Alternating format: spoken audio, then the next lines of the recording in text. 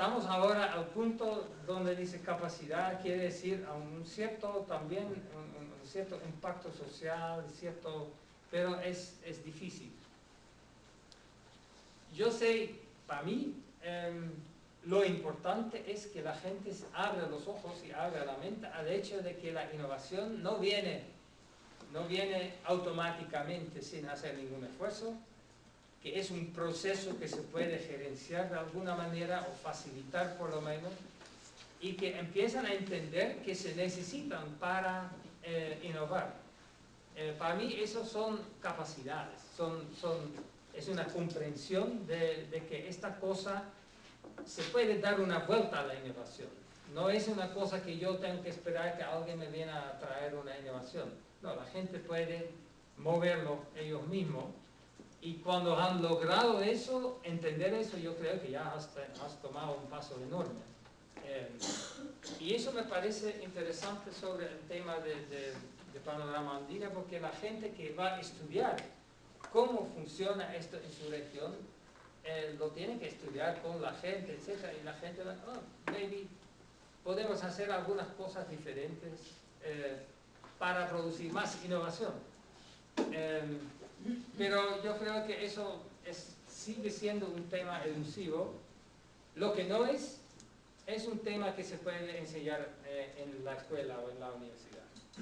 Eso yo creo que hasta que no entendemos realmente cómo compartirlo, hacemos mucho más investigación, no creo que se puede modular para eso.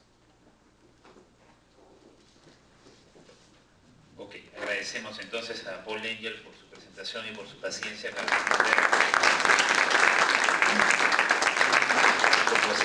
responder una a una las inquietudes de quienes han tomado la palabra. Bien, y ahora vamos con la última presentación de la mañana. Invito a Hugo Fano. Hugo Fano tiene una presentación denominada Panorama de las políticas de innovación en la región andina, un avance a partir de los casos identificados en el panorama andino de innovación. Hugo, tienes 30 minutos, te avisamos visualmente.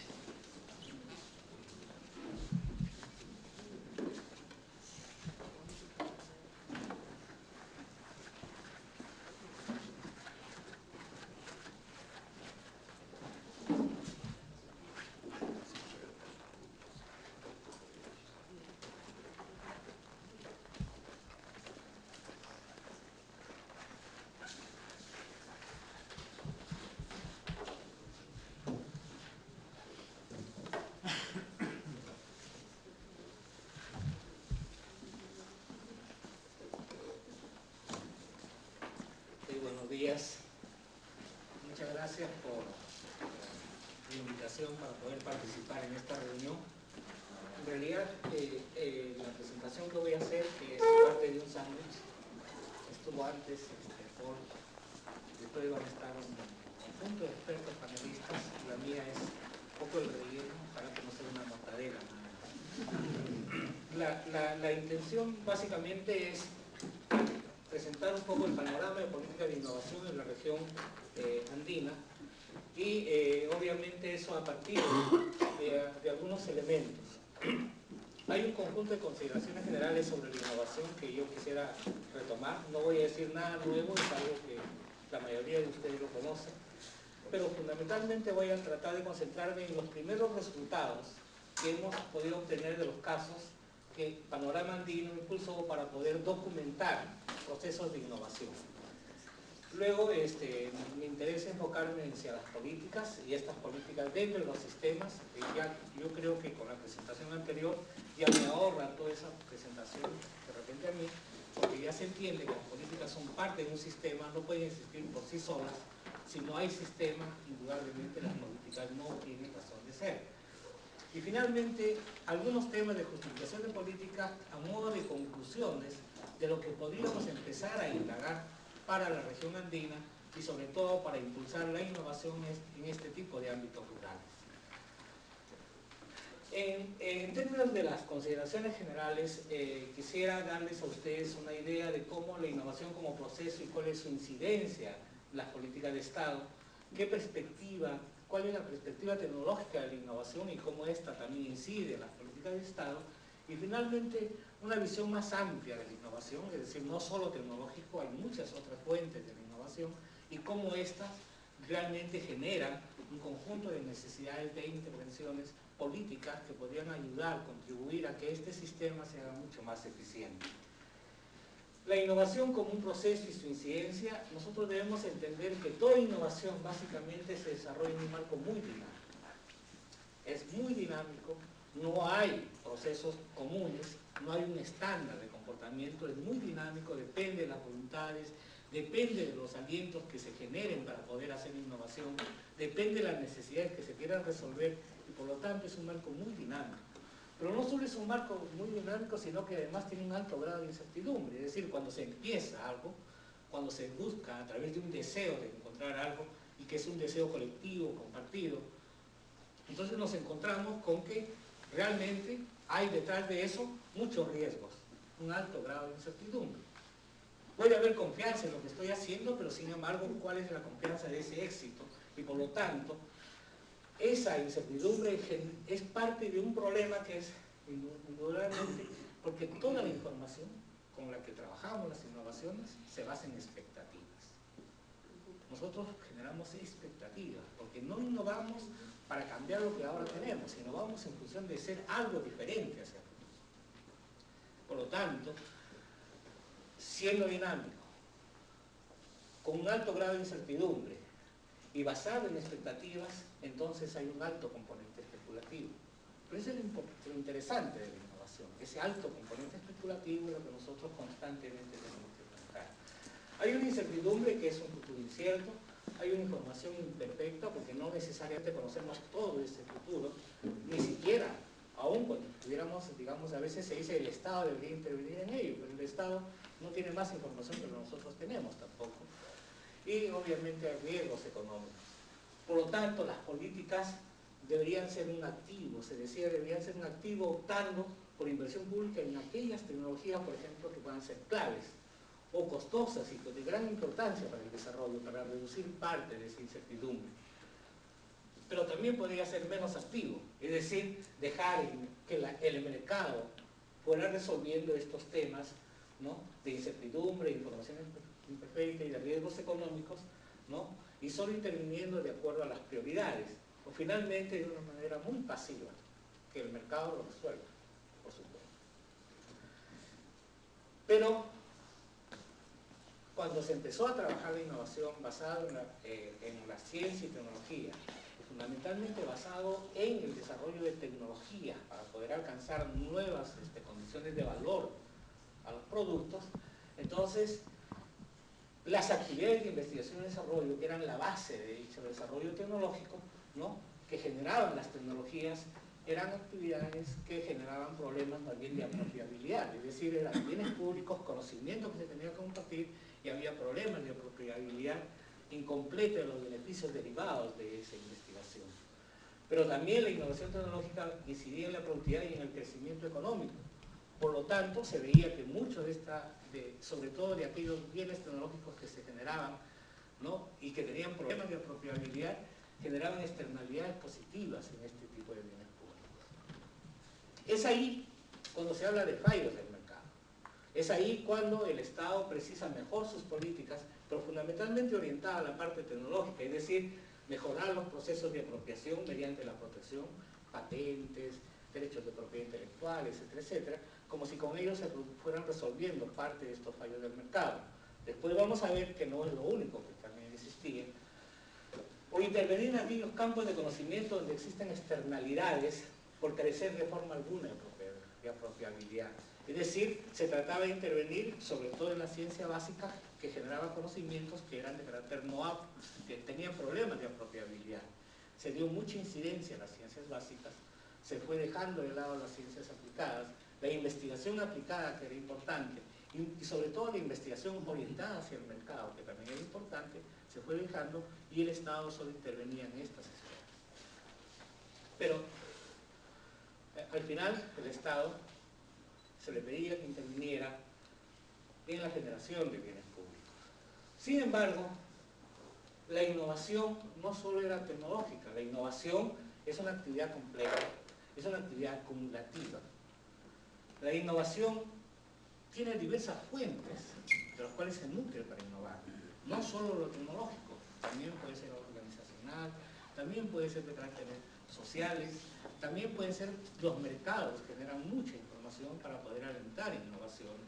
Y por lo tanto podrían ser arreglos comerciales, podrían ser nuevas formas de organizarse para poder alcanzar la innovación y que todos ellos incidieran en generar un nuevo valor hacia los bienes que nosotros estamos produciendo o bienes con más valor. Por lo tanto, ¿no? La innovación estaba mucho más atenta en la creatividad, en la adaptación a los cambios al mercado y en el aprovechamiento de aquellas oportunidades, ya sea tecnológicas, institucionales o simplemente, ¿no?, de arreglos que puedan hacerse al interior de la comercialización. Ahí es donde esta complejidad va evidenciando algunos puntos. Hay debilidades en cómo gestionar esta complejidad. Ese ya es un primer problema. Hay limitaciones que provienen no solo de la innovación, sino del entorno en el cual se está en innovación. Y finalmente, los flujos de información no son los más adecuados. El Estado, por lo tanto, las políticas ya no solo deberían concentrarse en invertir en investigación y desarrollo, sino también pensar en el apoyo a la gestión de la innovación, en mejorar la infraestructura de los servicios para la innovación y en fomentar flujos de transferencia tecnológica, de conocimientos y de información de mercados. Es decir, sería una cosa mucho más compleja, mucho más completa. Y por lo tanto los roles o las políticas deberían ser mucho más diversificadas que solo invertir en investigación y desarrollo. Este panorama de consideraciones generales que he puesto es parte de lo que es el sustento de lo que nosotros hemos empezado a revisar de los 18 casos de innovación que se han documentado. Son bastante complejos. Vamos a hablar de qué tipo de innovaciones rurales hemos empezado a identificar en estos 18 casos. ¿Cuál es la diversidad de inversiones en esta innovación rural? ¿Cómo se han dado las tendencias de las actividades en términos de este tipo de innovaciones? ¿Dónde están concentradas las actividades o cuán dispersas están estas actividades? Los esfuerzos que se hacen para alcanzar innovaciones. Y finalmente, ¿hacia dónde nos estamos dirigiendo en términos de lo que es el panorama andino de las innovaciones rurales? En primer lugar, espero que a propósito está en letra blanca los casos, porque los casos son nombres, pero fundamentalmente, si ustedes notan, acá hay tres tipos de innovaciones. Las innovaciones que son más de carácter tecnológico, innovaciones que son más en términos organizacionales, y también hay innovaciones comerciales. En este panorama andino encontramos una diversidad de tipos de innovación. Por lo menos en estos tres tipos de clasificación que hemos hecho nosotros, algunos han partido siendo tecnológicos, pero han tenido que devenir también innovaciones organizacionales y se han ido juntando ellas. Algunos han partido siendo organizacionales y al final, ¿no?, han tenido que enfocarse hacia la parte comercial. Pero también hay algunos que son, generándose en forma comercial, han significado cambios hacia atrás, es decir, cambios en la parte organizacional. Entonces hay un conjunto de innovaciones muy diferentes, muy diversificadas, que provienen de diferentes fuentes, no solo de la investigación, no solo del desarrollo tecnológico, sino también provienen de cómo se intercambiaron prácticas, conocimientos, con otro tipo de experiencias, de cómo se quiere enfrentar, digamos, en términos institucionales, organizacionales, ¿no?, nuevos esfuerzos para poder dar valor a la riqueza de los cuales se disponen los Andes. Entonces, han habido innovaciones, ¿no?, como en el caso, por ejemplo, de catadores de café, que están orientados fundamentalmente a desarrollar un servicio para una cadena que es cada vez mucho más de alto valor. Es un servicio que genera valor. Por lo tanto, ahí lo que se ha intentado es hacer una innovación organizacional que no era una innovación organizacional, digamos, que estaba, digamos, que se estaba creando a partir de esto, sino que era un poco el flujo de información que se tenía con el mercado mundial. Es decir, ahí la fuente fue el mercado mundial. Pero también han habido otras experiencias, no lo ubico acá, pero han habido otras experiencias interesantes, como el caso, por ejemplo, la tecnicatura en cocina regional es el tercero, ¿no? Que fundamentalmente ahí la idea era crear un servicio, pero a partir de un flujo de información con los peruanos que habían venido desarrollando la gastronomía. Es decir, no se quiere repetir lo que ya existe, pero sí se quiere dar valor a partir de una experiencia interesante en otros países y que tenían más o menos similitudes en términos de contextos, en términos de actitudes, etcétera, etcétera. Entonces se van creando mecanismos que van haciendo que las innovaciones sean bastante diversificadas y no únicamente de carácter tecnológico. En ¿no? Nosotros podemos observar cómo el resultado de eso es que no se invirtió únicamente en lo tecnológico. Nuevamente lo tecnológico, ¿no? Si bien está presente en muchos casos, si bien todavía sigue presente, porque muchos han nacido, estas innovaciones han nacido desde el lado de lo fuerte, han nacido cuando la investigación y desarrollo era el eje de lo que podían ser las innovaciones. Pero ya se han ido encontrando, en algunos casos también, cambios organizacionales, innovaciones organizacionales, y en algunos casos ya también innovaciones comerciales. Creo que en algunos casos ya se nace directamente como una innovación comercial. Entonces, hay un panorama complejo.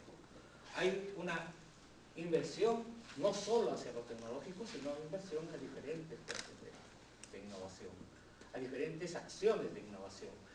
Ese es el panorama en el cual nosotros nos tenemos que empezar a mover, porque ese es muy importante y va a tener incidencia en todo el conjunto de decisiones que después tomamos que tomar en términos de políticas que permitan, digamos, acelerar estos procesos, catalizar estos procesos, pero también en términos de políticas que permitan escalar estos procesos que ya de por sí son exitosos.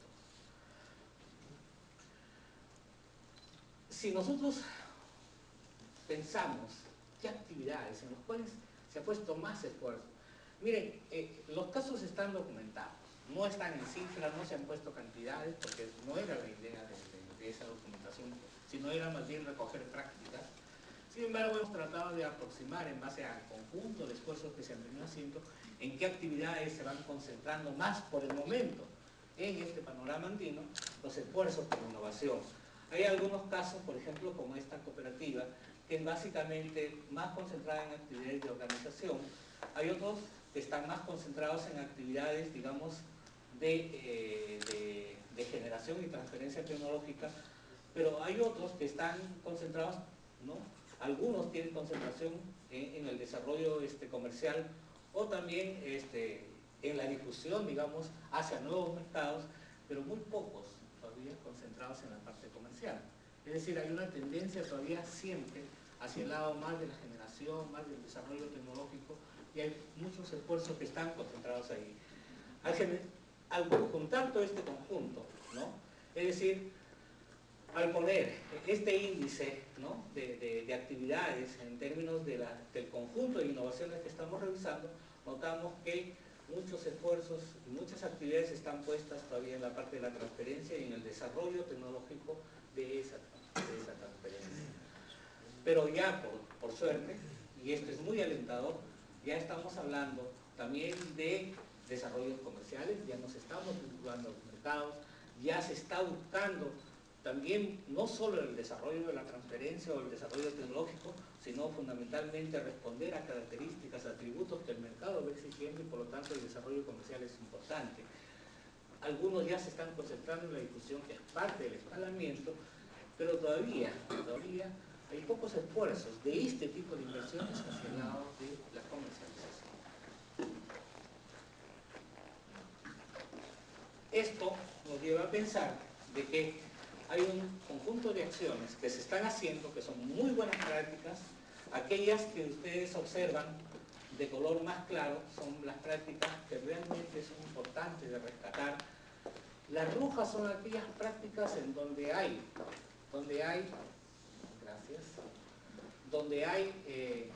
digamos, carencia. O sea, hay pequeños esfuerzos, pero se nota que hay vacíos, ¿no?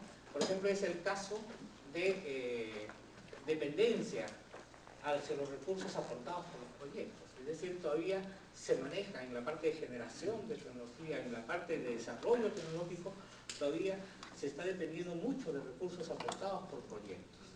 Todavía no hay una autonomía para poder alcanzar hacia nuevas escalas. También se puede observar que hay pocos casos, al momento de la generación de innovaciones, pocos casos de articulación con la demanda. Ese es un punto débil. Entonces, son elementos que hay que empezar a rescatar. En la parte de la transferencia, ¿no?, hay lo que decía, dependencia, ¿no?, de recursos aportados por proyectos. Todavía no hay inversiones de otro tipo que pudieran dar más sostenibilidad, digamos, a esa región, a esa localidad. Los proyectos son de periodo, son transitorios, tienen un periodo de duración muy definido, por lo tanto, si esa dependencia se entiende, hay riesgo de que estas innovaciones, ¿no?, se queden en piloto, ¿no? El otro elemento es que en el desarrollo tecnológico sí hay mucho más carencias, ¿no?, pero sí una cosa interesante. En casi todos los casos se aprendió usando. Se está aprendiendo usando. Esa es una práctica que supera todo el conjunto de carencias que después nosotros podemos ver. No hay asimetría en la información tecnológica. Obviamente, si se depende de proyectos, hay parte de esa asimetría. Si se depende solo de un líder que aparece y que genera la información, también hay parte de esa asimetría. Hay débil acceso a infraestructura tecnológica. En la mayoría de los casos no ha habido acceso a la infraestructura tecnológica. Han sido esfuerzos individuales, ¿no?, pero fundamentalmente, como digo, se aprendió a usar. Y ese es un tema muy importante porque indudablemente estas innovaciones que son en el área rural son justamente las que menos son atendidas por el Estado en su conjunto, ¿no? Y esto es muy importante, hay un acceso muy limitado a servicios especializados. Entonces, en el desarrollo comercial hay debilidades en la gestión de información, ¿no? A veces se aprende a manejar, debido a que se aprendió usando, a que hay líderes innovadores gestionando, digamos, la transferencia de conocimientos, pero no hay, digamos, ese mismo vínculo, esa misma capacidad para responder a cómo manejar la información de mercado. Entonces, hay algunas debilidades en la gestión de la información, sobre todo comercial. No existen normas técnicas, ¿no?, sobre las cuales empezar a desarrollar. Algunas de estas, digamos, se trata de más bien generar a partir de lo que es una excelente práctica. Se está aprendiendo haciendo, se está atreviendo a agarrar el producto y enviarlo al mercado, se está atreviendo a agarrar el servicio y ponerlo a disposición de las comunidades para sus problemas ambientales, para sus problemas sociales. Y lo que es interesante es que ese aprender haciendo está siendo reconocido por quienes son la población, digamos, meta, el cliente de ese tipo de innovación. Entonces ese es un elemento importante. Pero obviamente, ¿no?, en la parte de difusión, ¿no?, hay algunos casos ya se han observado que hay una creación de servicios especializados al interior del grupo innovador, y eso es importante porque la innovación es más endógena, más que exógena. Hay casos específicos de articulación con clientes, se está avanzando en eso. Hay una mejora de la autoestima en la articulación con las cadenas o potenciales clientes. Ese es otro elemento en donde, a partir de estas buenas prácticas de aprender usando y aprender haciendo, hay una mejora de esa autoestima. Finalmente, la parte de comercialización, los casos para mí más concretos son los de agricultura por contrata. De repente hay otros elementos, pero la información es muy parcial en términos de mercado. No se conoce exactamente, no exactamente, por lo menos no se conoce lo suficiente para poder, ¿no?, explotar esos mercados, esas oportunidades que se generan. Entonces, ¿hacia dónde se está yendo? Se está, obviamente, a través de proyectos, se está en una fase de emprendimientos, se está avanzando ya hacia una diferenciación institucional. Hay posibilidades de no solo que existan innovadores, es decir, capacidad de innovación, sino que hay servicios, algunos servicios especializados que ya están surgiendo. Hay articuladores, especialmente estos líderes innovadores se convierten en articuladores, y algunas normas ya se están generando a partir de ese aprender haciendo. Pero todavía falta, digamos, ¿no?, articularse a estas políticas nacionales. Existen en muchos países políticas nacionales. Solo para poner un caso, acá en el Perú el día de mañana, por ejemplo, en el Banco Central de Reserva del Perú, encargado de la política monetaria, está convocando una reunión para poder discutir cómo se integra el tema de la ciencia, tecnología e innovación a las políticas fiscales, a las políticas monetarias y cómo estas contribuyen al crecimiento económico. Entonces son elementos que creo que son importantes. Pero acá es donde está todavía un gran vacío. Debemos avanzar en términos de políticas más específicas, políticas regionales mucho más específicas, porque nuestro umbral para la innovación, para el desarrollo de estos sistemas regionales de innovación, todavía está lejano. Nuestros esfuerzos han partido, si bien en el ámbito rural, todavía no están asociados a este tipo de políticas que podrían ser mucho más específicas, en donde, por ejemplo, los derechos de propiedad intelectual no son necesariamente las normas que pueden regir, donde, por ejemplo, las patentes no son necesariamente las normas que pueden regir. Entonces, son elementos que hay que ir superando. No voy a entrar en esto, como dije, porque ya Paul lo ha desarrollado mucho mejor, pero obviamente este enfoque de sistema de innovación es importante porque, siendo procesos sistémicos y reconociendo que estas innovaciones pueden emerger de muchas fuentes y de interacciones complejas y distintos flujos de conocimientos, obviamente nos lleva a que estas interacciones y las instituciones y las políticas, ¿no?, dentro de este sistema, cualquiera de ellas va a afectar el comportamiento de este sistema, el desempeño de este sistema. Por lo tanto, en este enfoque, ¿no?, de innovación y de sistema de innovación y su relación con las políticas, es muy importante ver ese conjunto de